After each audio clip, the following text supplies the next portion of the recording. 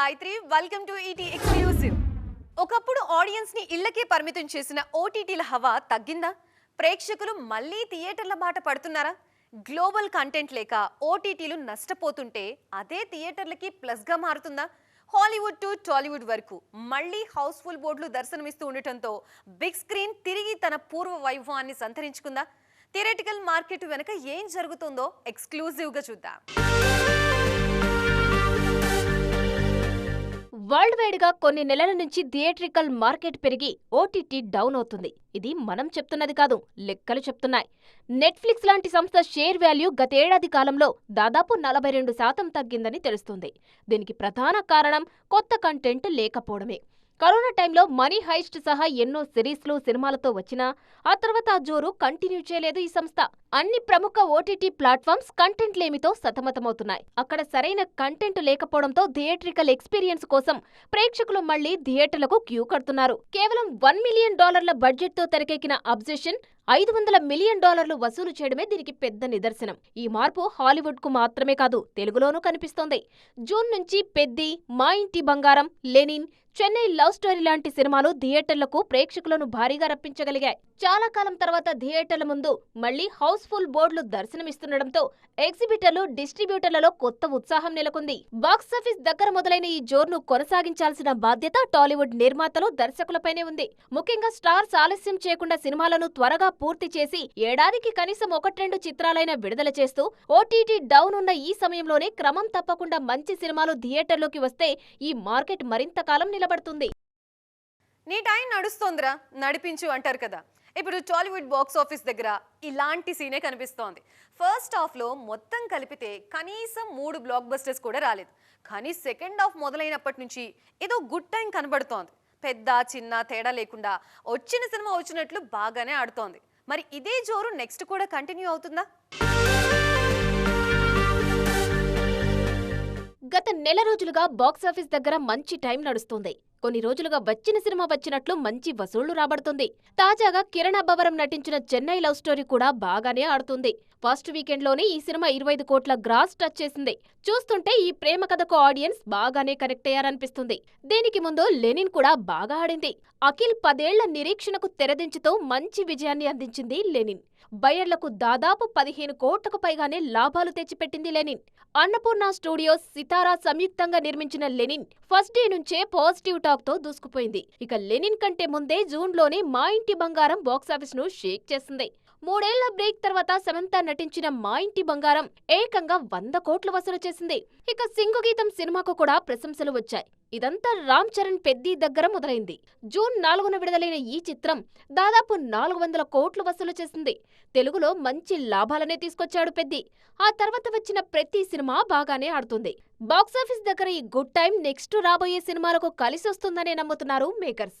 July 30న Srinivasa Mangapuram, August 7న Varun Tej Korean Kanakaraju, 21న రవితేజ ఇరుముడి, 26న యష్ టాక్సిక్ విడుదల కానున్నాయి. ఇవన్నీ కూడా బాగా ఆడాయంటే సెకండ్ హాఫ్ కు మంచి పునాది పడ్డట్లే. మరి చూడాలిక ఏం జరగబోతోందో.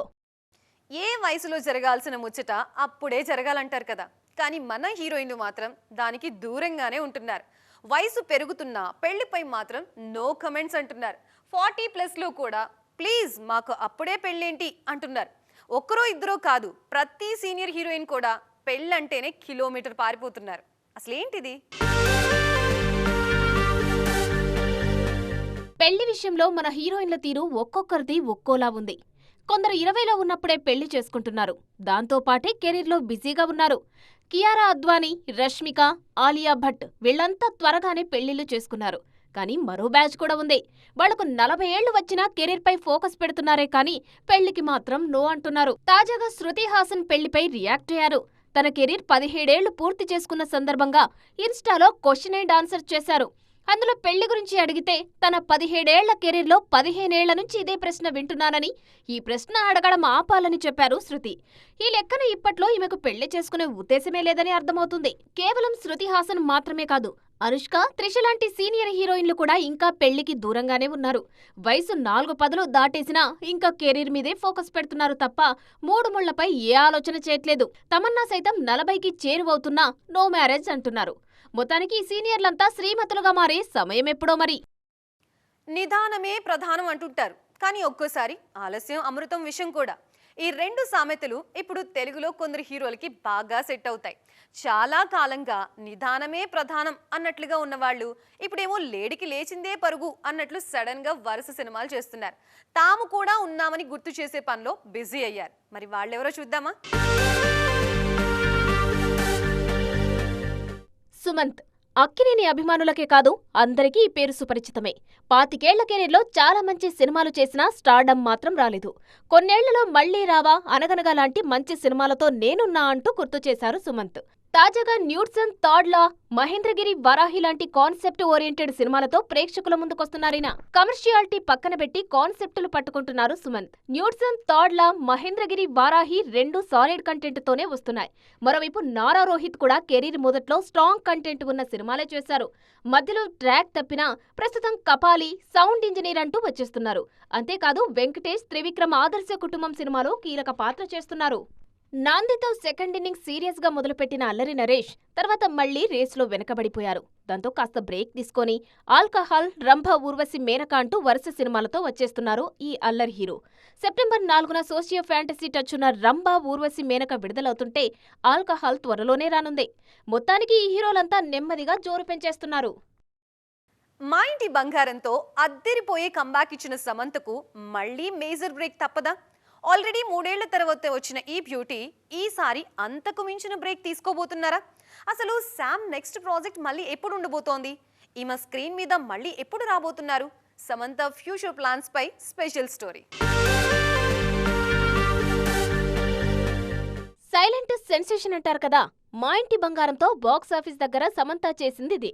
పెద్దగా అంచనాలు లేకుండానే వచ్చిన ఈ సినిమా ఊహించని విధంగా 100 కోట్ల క్లబ్లో చేరి అత్యధిక వసూళ్లు సాధించిన ఫీమేల్ సెంట్రిక్ తెలుగు సినిమాగా చరిత్ర సృష్టించింది. రాజ్ నెడమోరు కథ అందించిన ఈ సినిమాను తనదైన స్టైల్లో తెరకెక్కించారు నందిని రెడ్డి. ఈ హిట్ ఇచ్చిన ఉత్సాహంలో సమంత మళ్లీ వరుసగా సినిమాలు చేస్తారేమో అనుకున్నారు ఫ్యాన్స్. కానీ ఆమె వ్యక్తిగత జీవితంలో మరో మైలురాయి వైపు అడుగులేస్తున్నారు. ప్రస్తుతం ప్రెగ్నెన్సీ కారణంగా కనీసం 2 ఏళ్లకు పైగానే తాను సినిమాలకు బ్రేక్ ఇవ్వనున్నట్లు తెలిపారు శామ్. 2027లో కంబ్యాక్ అంటున్నారు, కానీ పరిస్థితులు చూస్తుంటే 2028లో కానీ సమంత మళ్లీ స్క్రీన్ పై కనిపించడం కష్టమే. సినిమాలకు బ్రేక్ ఇచ్చినా డిజిటల్ ఆడియన్స్ కు మాత్రం దగ్గరగానే ఉంటున్నారు శామ్. ఈ మధ్య ఓ ప్రముఖ ఓటీటీ సంస్థతో రియాలిటీ షో కోసం ఒప్పందం కుదుర్చుకున్నారు. దీని పూర్తి వివరాలు త్వరలోనే బయటకు రానున్నాయి. గతంలో ఆహాలో శామ్ జామ్ అనే షో చేశారు సమంత. అలాగే ఫ్యామిలీ మ్యాన్ సిరీస్ కూడా చేశారు. మొత్తానికి సినిమాలకు బ్రేక్ ఇచ్చినా ఫ్యాన్స్ కు టచ్ లోనే ఉంటున్నారేమే. బాక్స్ ఆఫీస్ దగ్గర మాజీ మామ అల్లుళ్ల మధ్య జరుగుతోన్న పోరులో గెలిచేదెవరు? ఓవైపు రజనీకాంత్, మరోవైపు ధనుష్ నువ్వా నేనా అన్నట్లు పోటీ పడుతున్నారు. వీళ్ల మధ్యలో నేనున్నానంటూ మెగాస్టార్ కూడా రేసులోకి వచ్చేస్తున్నారు. మరి ఈ ముక్కోణపు పోరులో బాక్స్ ఆఫీస్ రారాజుగా నిలిచేదెవరు? అసలు వీళ్ళు ఏ సినిమాలతో రాబోతున్నారు? జైలర్ సినిమాకు సీక్వెల్ గా వస్తున్న జైలర్ 2 కోసం అభిమానులు ఎంతో ఆసక్తిగా ఎదురుచూస్తున్నారు. నెల్సన్ దర్శకత్వంలో తెరకెక్కుతున్న ఈ సినిమాపై అంచనాలు నెక్స్ట్ లెవెల్లో ఉండడంతో అక్టోబర్ 15న థియేటర్లు దద్దరిల్లడం ఖాయంగా కనిపిస్తోంది. ఎవరొచ్చినా సరే బాక్సాఫీస్ దగ్గర తన దూకుడు ఆపలేరంటున్నారు రజనీ. కానీ ఆయనకు పోటీగా మాజీ అల్లుడే వస్తున్నాడు. ఓంతో అక్టోబర్ 16న బాక్సాఫీస్ బరిలో సవాల్ విసురుతున్నారు ధనుష్. అమరన్ సినిమాతో బ్లాక్ బస్టర్ కొట్టిన దర్శకుడు రాజ్కుమార్ పెరియాసామి ఈ చిత్రాన్ని తెరకెక్కిస్తుండటంతో అంచనాలు భారీగా ఉన్నాయి. చూస్తూ చూస్తూ రజనీ సినిమాకు ధనుష్ పోటీకి వస్తారో రారో అనుకున్న వాళ్లందరికీ ఈ మాజీ అల్లుడు గట్టి షాక్ ఇస్తూ నేరుగా రేసులోకి దిగుతున్నాడు. జైలర్ 2, ఓం రెండు తెలుగులోనూ రానున్నాయి. ఇట్నుంచి చిరంజీవి తన విశ్వంబర సినిమాతో అక్టోబర్ 16న ఎంట్రీ ఇస్తున్నారు. కేవలం 2 రోజుల వ్యవధిలో ఈ 3 బడా సినిమాలు థియేటర్లోకి వస్తుండటంతో అభిమానులకు అసలైన పండగ రాబోతుంది. పైగా 3 ఏళ్ల కింద బోళా శంకర్ జైలర్తో రజనీ, చిరు ఆల్రెడీ ఓసారి పోటీ పడ్డారు. ఆ లెక్క ఇప్పుడు సరిచేయాలని చూస్తున్నారు మెగాస్టార్. సో చూసారు కదా, ఇది ఇవాల్టి ఈటీ ఎక్స్క్లూజివ్. మరొక ఈటీ ఎక్స్క్లూజివ్ తో మళ్ళీ కలుద్దాం. అప్పటి వరకు చూస్తూనే ఉండండి టీవీ9.